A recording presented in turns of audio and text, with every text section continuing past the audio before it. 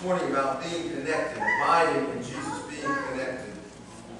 Jesus says in this text, "Abide in me as I abide in you." Just as the branch cannot bear fruit by itself unless it abides in the vine, neither can you unless you abide in me. As I was looking at this week's text and doing my usual research, I began to think about connectedness. I began to think about being connected, what it meant to abide, and how abiding in our language today would probably most likely talk mostly about being connected, about being attached to something. This scripture tells us that it is vital that we stay connected with Jesus. It is important for Christians, it's as important for Christians to stay connected with Jesus as it is for us to breathe the air that surrounds us.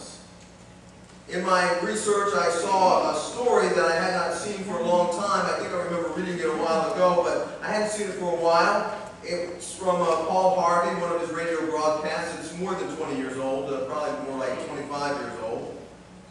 Before everybody had cell phones, before we had the instant internet connections, the instant messages and texting from telephones, before all of that, it was a story about a telephone building that burned to the ground in a place called Hinsdale, Illinois.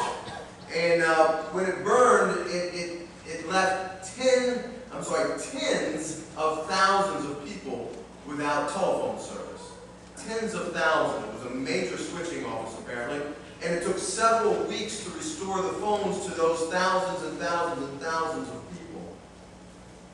Listen to what happened. A small cab company lost $1,000 a day because nobody could call in for cab service. A pizza place had to lay off 15 employees because they weren't getting enough orders to fill. Dozens of flower shops lost Mother's Day, just completely lost Mother's Day because people who would call in for their orders across town were not calling in. They couldn't. 100 travel agencies, this is how large this area was, 100 travel agencies sat idle day after day. A Holiday Inn reservation center had to send 80 employees to other states because there was not enough work. Nobody could call the police to report a robbery.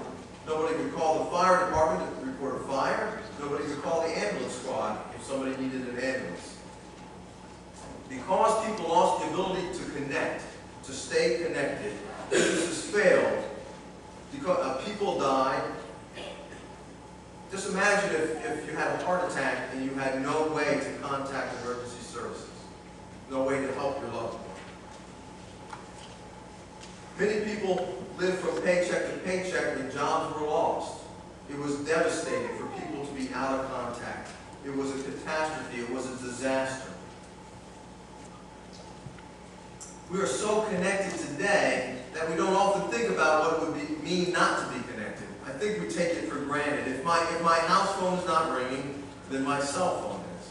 If my cell phone's not ringing, then my email box is filling up with emails. And I've had to adjust this number 3 times already today because I have to carry a cell phone that gets email on it, which is also kind of ridiculous. But from the time I went to bed last night until before the worship service started this morning, I have 11 unread emails in my email box right now. I wrote 8 this morning and I crossed that out. It's up to 11 now. We don't understand what it's like not to be able to connect instantly, to connect in a meaningful way. And I think we begin to take that for granted. What Scripture tells us is that it's even more devastating for us not to be connected with Jesus than it is not to be connected with some of these other services we just talked about.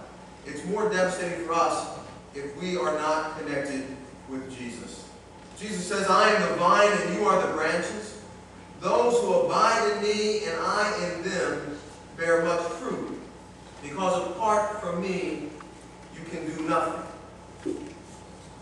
Jesus says, "Those who abide in me and I in them bear much fruit." What does he mean by that? What does he mean by bears much fruit? What is it that we're supposed to be about and doing? What is that about for the individual Christian and for the church? I think one of the problems we have in the church looking at that is we really produce fruit on 2 different levels, if you will, in 2 different areas. One level of our fruitfulness to buildings that have been built. This building was built in 1970. Some of you come from the original church that was in Bridgeboro and are now coming here, and you've seen this building. You've seen the fruit of your labor. We've seen the fruit of the labor of some in the Board of Trustees recently with the new cross on the building. Danny was very instrumental in that, and we can see that it's there, it's out on the building.